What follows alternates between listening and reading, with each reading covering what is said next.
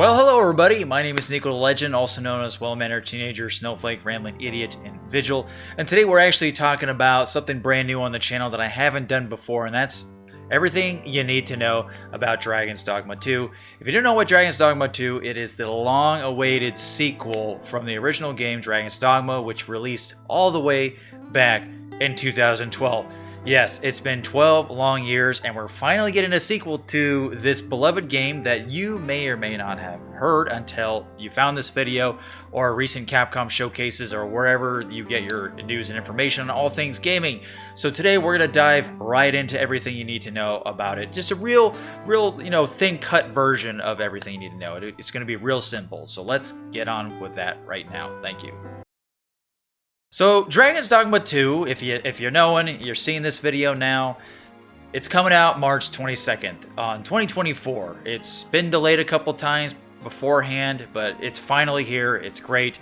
It looks amazing, and I can't wait for us and everybody else to try it out because Dragon's Dogma originally did not get too much of the light of day because competing against games like Skyrim and Dark Souls of all, that was really shaping the landscape up, and with good reason. So that's exciting, right around the corner. Now, the pricing for Dragon's Dogma 2, let's talk about that real quick on the platforms. It's going to be on the PS5, the Xbox Series X and S, and on PC via Steam, okay? Not on Epic, but Steam, thank God. And it's going to be the first ever Capcom game at $70. Now, as you all know, maybe you haven't seen the articles, Capcom is reviewing certain price tags for future games, future installments, to see if they want to go this $70 route. And I do want this game to do well. I really, really do, because Dragon's Dogma is amazing. If you play the original one, you know exactly what I'm talking about, and we're going to dive further into that, of course. But check the game out, give it a shot. There should be a demo coming, I believe, real soon. And then, yeah, I want this game to keep going. I don't want $70 games to keep going, but I understand games are getting really, really expensive these days. So it's going to be, cost and balances here. Now, the cool thing is about Dragon's Dogma 2 is that there's special editions and pre-order bonuses. It's not the best. From what I see, there's no big collector's edition coming out for the game, which is kind of unfortunate. I think they could have capitalized on this whole bringing back Dragon's Dogma into the gaming space, and could have went really big on this, but alas, here we are. So you get the standard edition, which is $70, and then if you want the deluxe edition, which is going to be, you pre-order it off PlayStation Network or any online thing, it's $80. And you get the base game, Explorer's Camping Kit, 1500 Rift Crystals, Dragon's Dogma Music and Sound Collection, and 6 in-game items. For example, a Wake Stone. And that's always exciting, right? And then pre-ordering the standard edition, you will get the Superior Weapons Quartet, a sword, dagger, staff, and bow. If you pre-order the deluxe edition, you'll get the Superior Weapons as well, and the Ring of Assurance, which I don't have any idea what it does, but I hope it does something great. Now, the story of Dragon's Dogma, let's talk about that. It's a very unique story. It's probably the most interesting story I've seen in a long time. It may not have been executed the best in the original game, in my opinion, but it does get the point across. At least, I think it does. So pretty much, a dragon invades your home, your land, and it takes your heart. And you're pissed off about it. You don't know why this is happening, but you do know that the dragon's just stepping on your big toes and taking your heart. And he wants you to take it from him. He wants you to go find him and kill him and take back what's yours if you really give a shit about your heart. And that's pretty much the whole synopsis of the game. Of course, like any other JRPG or open world game, that's not going to be as easy as one would think, especially if you're fighting a big ass dragon that has your heart. Now, the great thing about this game is that the sequel, it's a parallel world of the first game. So think Majora's Mask to Ocarina of Time, something like that. And it takes place in 2 giant kingdoms, which, you got the human world, which is called Vermund. Vermund? Yeah. And then you got the kitty race people, the Khajiit, first time ever in the game with having a second race, is Batal. It's the Canyon Nation, which is going to be pretty cool as well. And the whole point, like I said, getting your heart back, and then the cycle of constant rebirth continues. If you don't know what that is, pretty much you're there to take the dragon's place, and then you take somebody else's heart to start the cycle all over. I won't go so far into details on that, but just know it's a fucked up vicious cycle nonetheless. So now here's a great thing about character creation NPCs in this game. So Dragon's Dogma the original one had a great character creator. You got to make some pretty uniquely looking people, tall, short, dwarvish, gnomish, even orcish, elvish in some way, because you were able, even though the races weren't in the game, you were able to manipulate yourself to be that, because the customization options were that great. Even though you can't give yourself the typical orc face look that you see in like Lord of the Rings or Baldur's Gate 3, you still can make yourself as orcish as possible. You know, you can find ways to cater to that, get as close as possible.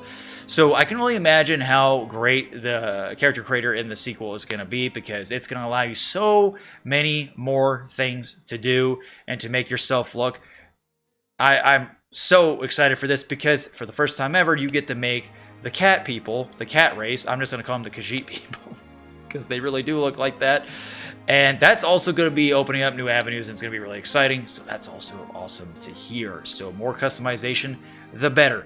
Now, the NPCs. Have you heard of this thing called the pawn system? If you haven't, it's pretty much the buddy system. You create these pawns. They have AI behaviors and everything. They follow you around. They give you tips and tricks on how to handle certain situations.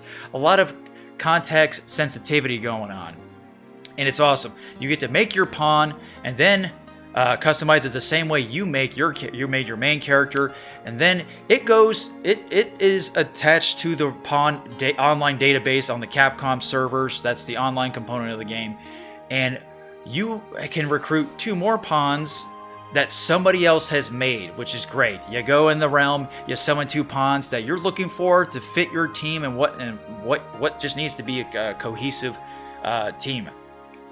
So that's always fun. You know, you need a sorcerer. Boom. You want your character to look like this. You want to have this type of knowledge about what kind of monsters it's killed. Does it know this region? Does it have this experience traveling across this land?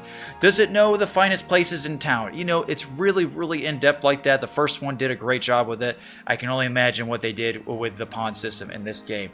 It's pretty awesome. The pawns are pretty mysterious in its own right. And I hope you guys check that out. It's probably the selling point for this game. It's really cool. Now, the combat and gameplay for Dragon's Dogma 2 is pretty much the same like the original one.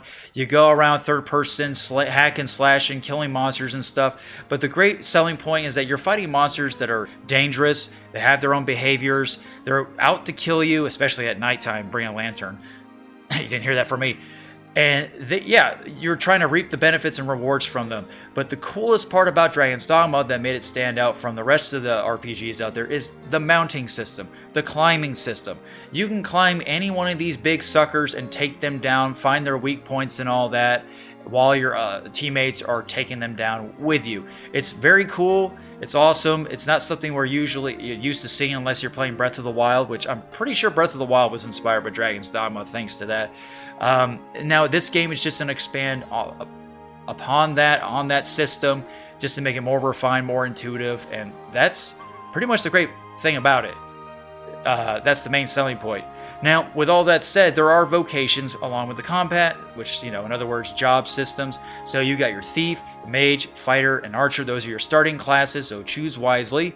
And you kind of get an idea what they are. And then as you progress in the game, in the original game, once you got to the main story, Grand Saurus, I don't remember, you get to pick hybrid classes. So you get the magic spearhead, the magic archer, warrior, sorcerer, and a brand new class in the sequel called the trickster, which is a one-of-a-kind vocation. And you get a ceremonial sensor. You're going to be creating illusionary techniques and stuff. So it's a brand new class. That's going to be pretty cool in its own right. Now, let's talk about the map size. Dragon's Dogma originally was pretty big for when it came out in 2012, 2011. And it gave you enough in the world to do and to, explore. Lots of rewards, lots of monsters to fight, quests to do. It was cool. This map is 4 times bigger. So big that you got walking Colossus things coming at it from like you would see in Shadow of Colossus, which is amazing. First time ever seen in this game, in the series, and you don't see too many games that have giant things where you can go on. unless it's God of War 3, Grand Blue Fantasy Relink, or Shadow of Colossus. So that's exciting. I'm hoping it's not too bloated in the open world. I hope they give you enough to explore. There's, the rewards for exploration. That's always key. That's why I love games like Red Dead Redemption 2 or Breath of the Wild or Tears of the Kingdom, you name it. Skyrim even. So that's pretty crazy. That's pretty insane. That's 4 times bigger. Alright, so we're almost done here. So Dragon's Dogma 2 development is made by the guy who worked on Devil May Cry 4 and 5, among other games. You may know him as Hideaki Itsuno. He also worked on the original game. And it's great that he's coming back. They're finally able to tackle this game and get it done. It was in a real recent article. Just take my word for it. You can look it up. It just came out. They were talking about why it took so long to get this game created. Well, the short story is, it takes a lot of time because it's open world and it takes a lot of resources, and the stars have to align, is what he said. That's close to a quote as we can get. So I'm glad it's finally here. When it was announced a while back, super stoked for this. I was excited that this game is being made. So this is great that he's able to work on something that he built way back in the day, now with a budget, because originally Dragon's Dogma had a lot of development problems, and had to rush the development cycle and get it out there in time. So I'm glad that he's getting the time that he needs, hopefully, right, to make something in the complete vision that he probably wanted for the original game. The technology just wasn't there. Now, last but not least, if you want to get an idea where you're coming from when it comes to this game, I'll just tell you straight off, just play the first game. It's that simple. Just play Dragon's Dogma 1. There's still a lot that you could learn from this series about it. You could wait for the possible highly likely demo that's coming out, and then you can play the sequel if you're not too sure. But take my word for it, this is a one-of-a-kind game. I know if you're looking at the videos right now on the surface, it might look some dark fantasy or high fantasy, kind of just hack and slash, sword and sorcery type stuff, but I kid you not, this game is set apart from the others, especially because of the pawn system and the climbing mounting system and the character creator, so on and so forth. This is a game that really, really feeds that medieval fantasy high that you've been looking for a long time. So yeah, I recommend playing Dragon's Dogma 1. It's always on sale for dirt cheap. Works great on all the platforms, including the Switch. I have a Switch version, and it runs flawlessly. So handheld or dock mode, I highly recommend it. And I'm not even trying to sell the game sell you guys on the game here. I'm just telling you how my experience was. So I'm trying to think if there's anything else. I think that's it. Just know that this is going to be a huge game, so make sure you're not playing anything else. Maybe you're playing Final Fantasy VII Rebirth, Persona 3 Reload, or Grand Blue Fantasy Relink. Lots of Japanese role-playing games have been coming out this year already. Lots of heavy hitters. And I hope you pick it up because, hey, I hope to summon your pawn to join my team. That'd be really cool to see you guys out there to see what you make. Now, before we go, let me know down in the comments below how excited are you for Dragon's Dogma 2, and are you getting it? Let me know if you're not getting it and why. And let me know some of the pawn designs that you made for your character or something like that. That stuff's always exciting to hear. Anyway, this has been everything you need to know, the most summarized version I can do. I hope you enjoyed it. Take care, everyone, and I hope to see you in Dragon's Dogma 2 and on my other future Dragon's Dogma 2 videos. Take care, Pathfinders.